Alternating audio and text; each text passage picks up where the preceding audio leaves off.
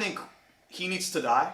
I think that needs to happen to see the death of Peter Parker and obviously him pass down the mantle to a live action Miles Morales. I feel like that is something that is necessary for Tom's final movie, because I don't think there's an outcome where Peter Parker just rides off into the sunset with MJ and like starts a family. And no, like Spider-Man is always going to be around, and if they are going to do a film where they write off Peter Parker, he has to die.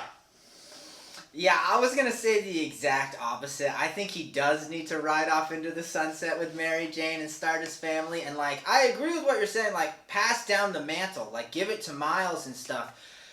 But, bro, it's Peter Parker. It's Spider-Man. If he dies, you can't keep him dead. Like, that is a brutal, dark cloud over his final moment of him being Spider-Man. And unless, you know, maybe they do it like Iron Man. It's a huge sacrifice and stuff like that. But I just still think it would feel so weird. Like, I really think the best outcome for him is riding off into the sunset, giving his little wave to Miles and the rest of the Avengers and say, I've done my part. When you need me, but I am done.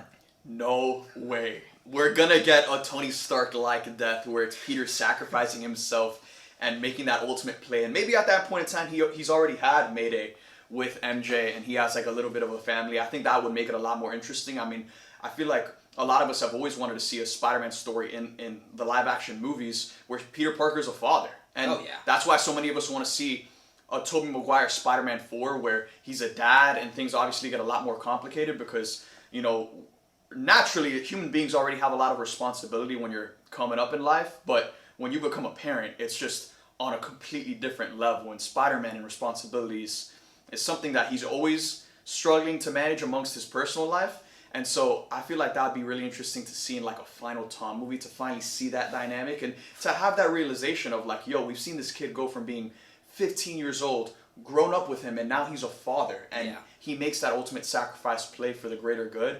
Who do you think would be the villain of a final Tom film? Because I don't know if they do Green Goblin again. Yeah, see, in my head, it has to be Green Goblin, but I could see it being someone like Kraven or like Venom even. I really don't know, but I do always love when Green Goblin kills Peter. Like, it's just so satisfying. But like you said, if he does die, it needs to be a sacrifice. You know, so maybe, again, just because I love Green Goblin, maybe he's got everyone captured, like his wife, his daughter, his son, whatever he has, and, you know, it just has to come down to him taking the bullet or something like that, and that could be maybe something, but I really don't think Spider-Man should die.